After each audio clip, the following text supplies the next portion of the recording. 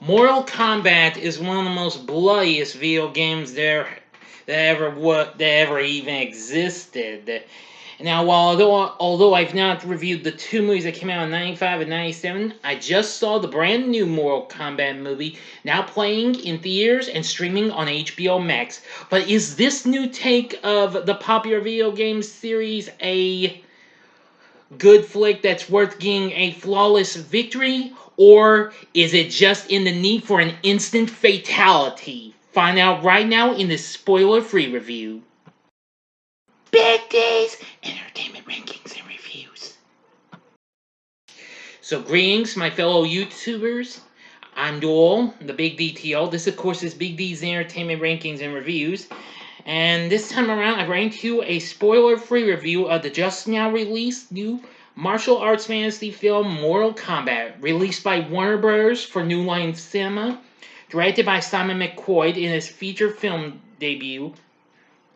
Based on the video game franchise of the same name, serving as a reboot to the series, film stars Louis Tan, Jessica McNamee, Josh Lawson, Tadanobu Asano, Makad Brooks, Ludi Lin, Chen Han, Joe Taslim, and Hiroyuki Sanada.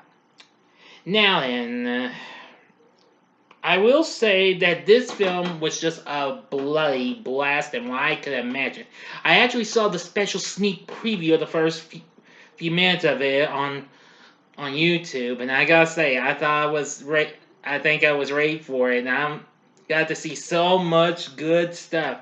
At least, unlike the two movies we got back in the '90s, which were rated PG-13, this of course got an R rating, which made it much better. Since this game was known for its blood and gore and leading to its fatalities and what have you. Now, there's actually also an Easter egg that would possibly lead into the possibility of a standalone film for a character that's not in this, but I'm not telling you who that is. You're just going to have to see the movie if you already haven't. Now, we have a new character in this called Ko Young, which is played by Louis Tan. Well, he has been chosen because he has the logo with the dragon on, but for Mortal Kombat. So he gets help from several others, including Sonya Blade and Jax and Liu Kang, as they manage to try and take on some of the most baddest characters there ever was in this here world, led by the sinister Shang-Tsung. And, an ancient character from long ago, Bai Han, now known as Sub-Zero, who can really freeze things. But anyway, they also meet with Liu Kang and Kung Lao, who happens to be Liu Kang's cousin in the movie. But apparently they also get to run with several other baddies, such as Melina, Raiko, Natara, Kabal, and Goro. Yeah, the four-armed beast himself, if you remember that character. I've never played much of the Mortal Kombat games. Well, now I played a little bit of number 2, though, at a friend's house on his Sega Genesis, however. But that's it. I have never played another Mortal Kombat game. I kind of suck at fighting games, but I only get them just for sport and what have you, and I feel like they got a good challenge.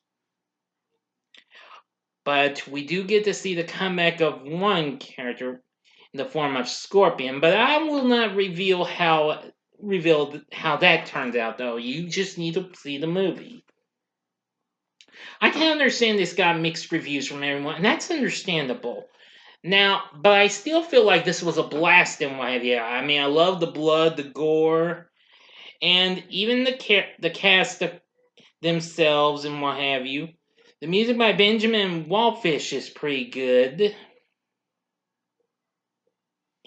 which actually includes a new version of the track Techno Syndrome done by the Immortals, which that was pretty cool. Which I get to hear various clips from the various video games of the Mortal Kombat franchise. So I gotta say, this is pretty good actually. Now, I have a little bit of a negative with the movie, and that's with the character known as, let's see, let me see, Kano, played by Josh Lawson. He's a bit of a crazy person. I mean, I don't really care much for all the humor he gives. I wish that could have been just removed and what have you. But a little bit of it, a little bit from what I heard from him, and some others kind of gave me a good laugh. But Kano could have used kind of toned down some of his humorous bits and all that jazz. But anyway, I did have lots of fun. I really got to enjoy the performances from everyone. I mean, Louis Tan as Cole, Jessica McNamee as Sonya, and let's see, Tanobu Asano as Lord Raiden, another popular character. Makad Brooks, who was formerly on TV Supergirl. He does a pretty good job as Jax. Ludi Lim playing Liu Kang and Chen Han playing Shang-Tsung. Joe Taslim as Bai Han, aka Sub-Zero, and Hiroyuki Sanada as Hanzo, aka Scorpion. I'll give you his alias, Hanzo Hasashi. But anyway, yeah, I'd say it's a pretty big brutal fest, and you get to hear some of the great lines from the games and the movies, like flawless victory and fight and all that stuff, which I thought that was a pretty cool touch to this. Well, I just have, little memories of the 90s movies, though. But this film, I gotta give a big thumbs up. This was certainly a bloody blast. You need to see this movie. If you're a Mortal Kombat fan, I think you'll definitely enjoy this. Like I said, it's much better than what we got in those PG-13 rated movies we got back in the 90s. So give the new Mortal Kombat a shot. It's playing in theaters and on HBO Max. Story isn't too bad. The characters are mostly good. I just can't now. Like I said, Kano's I like the character of Kano, but it's just his humor was, I think you already know what I mean. But anyway, the blood and gore was good. The fighting was good. I just really liked it. I enjoyed this.